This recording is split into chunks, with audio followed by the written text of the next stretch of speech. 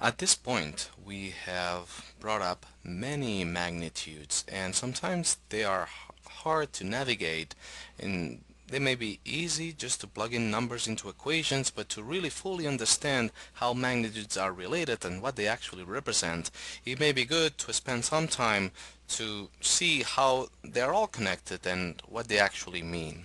In this case, we have, in our previous video, we have mentioned the Nernst equation that gives you what your voltmeter is going to indicate, what the potential of that electrochemical cell, the galvanic cell, indicates when instead of the 1 molar solution for reactants and products, you actually do not have 1 molar solution. So the Nernst equation gives you the effect of concentration on potential. Notice that if everyone has 1 molar solution, if your reactants and products is 1 molar, your Q would be 1, logarithm of Q is 0, and you recover the E cell is equal to the E standard cell. So that's exactly the definition of the E standard, is that fair comparison between reactants and products where everyone is 1 molar, all the two teams have the same number of players, if you will, and then you compare that. Okay, the Nernst equation written here, you have seen it before expressed in different units. The different units were these, and this is applicable, sorry, I forgot the T, RT logarithm of Q. And again, Q is the expression of products over reactants, like K, not necessarily in equilibrium.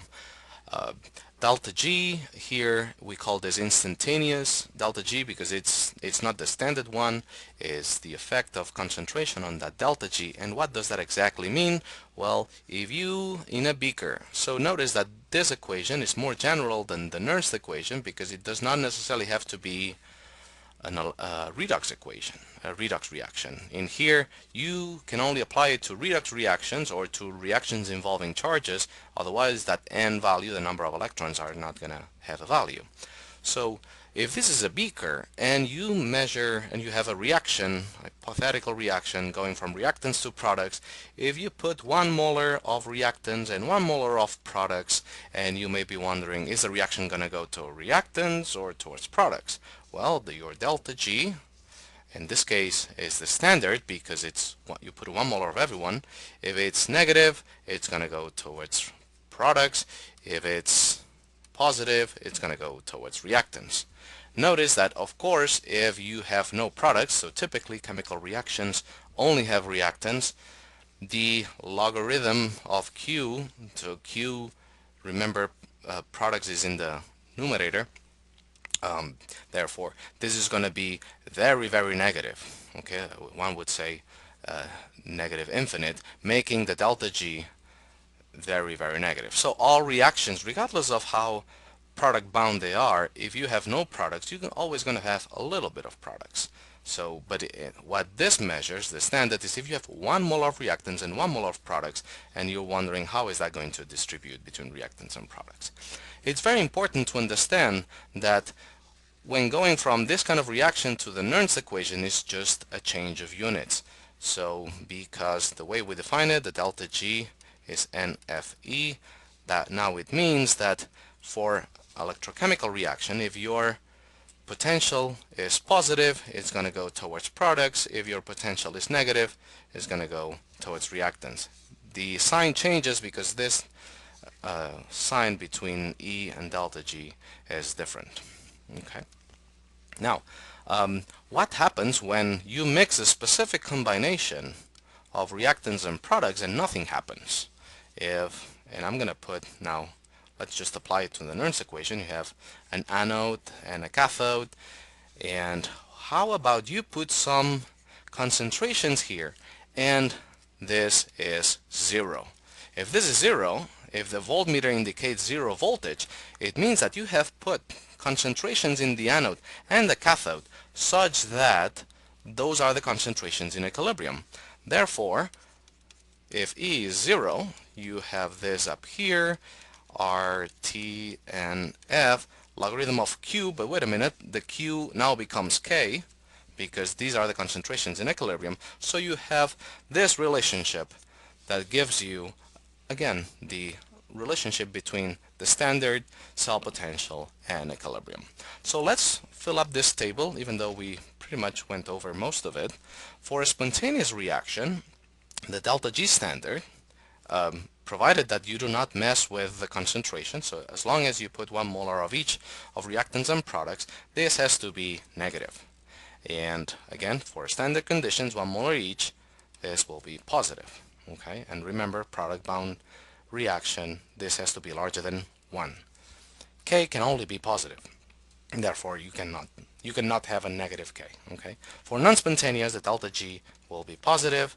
The E standard, again, this is only in standard conditions, and the standard will be negative and the K will be smaller than 1. Okay, now let's dig more into what is the actual relationship between all these magnitudes. Okay, we have to make sure we understand both quantitatively but most importantly qualitatively to have a deep understanding of all these magnitudes. Okay, so we are given different situations, 3 situations, and we are asked to give what are the boundaries or what are the values for these these 3 different situations. So we can just take this kind of reaction in which zinc reacts with copper 2+ to oxidize zinc, and copper is reduced. Okay, so let's see, when one would, if you look at the tables, the cell potential for this is positive. Okay, so that means it's a reaction that moves forward. So let's see what happens when you are in equilibrium, or in other words, a dead battery. When your battery is died, it means that the combination of reactants and products are such that is equal to the equilibrium. So when you have an equilibrium, your voltmeter, this one, will be 0. That doesn't mean that the standard, which does not depend, if the battery was working, if it was moving forward, the standard was positive, and therefore the delta G standard was negative. Of course, if your battery is dead, your measured potential is 0, which implies that your instantaneous free energy was also 0. And therefore the combination of concentrations are such that is equal to the equilibrium, and for this kind of situation this will be larger than 1. You'll have more products than reactants for if you design the battery that moves forward. Okay, now let's see a reaction moving forward as written. You could also think of it as a charged battery. What are the specific values for all these magnitudes? Well, now if it's moving forward, you will see a positive voltage in your voltmeter. And again, if you design the battery correctly, that does not necessarily have to be the case. You could be a very poor designer of batteries and choose a reaction that doesn't move very forward, that you end up in equilibrium having more reactants and products. But at least in this case, because we know that this is positive, this will always be positive. It does not depend on equilibrium, on concentrations, and therefore the standard Gibbs free energy will be negative. In this case, because the reaction is moving forward, the instantaneous Gibbs free energy is also negative. Okay, you would think again that K is larger than 1, but so because there's still, so let's remember here, Q is equal to K. Well, Q, the expression for Q is the same as K for products and reactants. At the beginning, you're gonna have more reactants than products, or at least more than in equilibrium, so your Q will be smaller than K. As the reaction proceeds, you will accumulate more products. Your Q will increase to the point that in equilibrium you'll have Q equal to K. Okay, that should make some sense. Now imagine that for whatever reason, instead of writing it like that, you didn't look at the tables and thought that you're going to see this, and you plug the positive and the negative indicators of your voltmeter opposite, so you obtain something. You think you're going to see this. Well, actually you're going to see a negative, you're going to see a reaction, but in reverse of what you were thinking, So you're going to see a negative voltage in here, just because you connected your your voltmeter in the wrong pole. And of course, if this was positive, the standard was also negative, so you could think that this is negative. Okay, and from here, this just means that the reaction is going to move backward. Still going to move. You're going to see transition of electrons between what you thought it was the anode is actually going to be the cathode, and so on. So this should come up kind of straightforward.